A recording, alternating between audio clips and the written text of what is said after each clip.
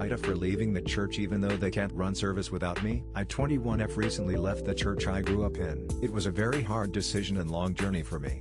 But I've worked through some of the fear and guilt that was keeping me there. While I was attending church, I was a very integral part of the service. I was the only person in the church who could play music and sing. Every week I would work with the pastor to pick worship music based on his sermon that week, and then on Saturday I would essentially run a one-man worship concert. I did this for about 6 years, since I was 15. Another important thing to mention is that I'm gay. I've known since high school, and so have my parents. They're surprisingly supportive, considering the conservative church we have been attending for as long as I can remember. I've never been in the closet, but I've also never publicly come out on social media or anything. The one time I brought my girlfriend to church, everyone thought she was just a friend I was trying to convert. 2 weeks ago was my breaking point. Our pastor's sermon was about how the world is becoming more inclusive. It was a long and frankly awful sermon, but the part that finally got me to leave was when he mentioned how all the kids are gay now and how our whole generation needed to either repent or burn in hell eternally. Before this happened, I knew that our denomination wasn't exactly welcoming of the LGBTQ community.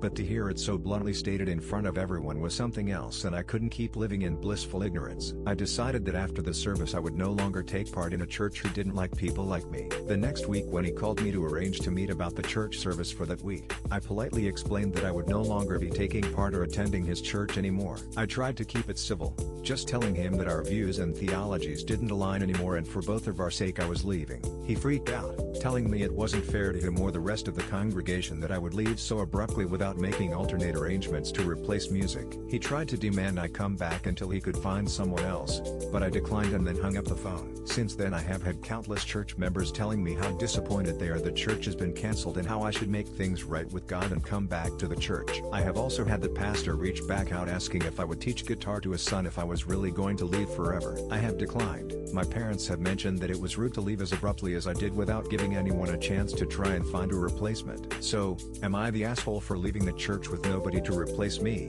essentially making it so the church is cancelled until they find a replacement?